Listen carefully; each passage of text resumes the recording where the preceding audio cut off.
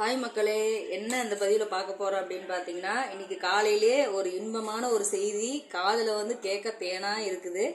இந்த நம்ம தளபதி தற்கொலைன்னு சொன்னாங்களா, திருவிழாடுற கூத்தாடின்னு சொன்னாங்களா, அதாவது பிச்சை எடுத்தான்னு சொன்னாங்களா, நாயின்னு சொன்னாங்களா, என்னென்ன பேசுனாங்க.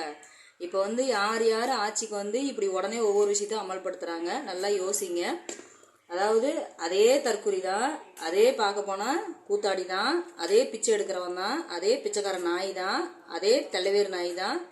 இப்போ நம்ம கோயிலுக்கிட்ட இருக்கிற மதுபான கடை, அதுக்கப்புறம் பார்த்தீங்கன்னா காலேஜிட்டு இருக்கிற மதுபான கடை, அதுக்கப்புறம் பார்த்தீங்கன்னா பஸ் ஸ்டாண்டு இருக்கிற மதுபான கடை, அதாவது இந்த இடத்துல இருந்து ஒரு 500 கிலோமீட்டரு தொலைவில் இருக்கிற ஒவ்வொரு மதுபான கடையும் தூக்க சொல்லி நம்ம தற்குறி உங்கள் ஸ்டைலில் சொன்னால் தற்குறி இது எங்கேயோ சைன் பண்ணியிருக்காரம்மா. இது நடவடிக்கை எடுத்தே ஆகணும் அப்படிங்கிற மாதிரி இப்போ 2 நாளாக பேச்சுவார்த்தை நடந்துட்டு இருக்கு. இது கூடி சீக்கிரத்தில் நடவடிக்கை எடுக்க போகிறாங்க. இதுக்கு நான் என்ன சொல்கிறேன்னா, அவர் தற்கொலைக்கு எந்த அளவுக்கு செய்கிறாரு அப்படிங்கிறத நம்ம என்னமோ பார்க்க போகிறோம்.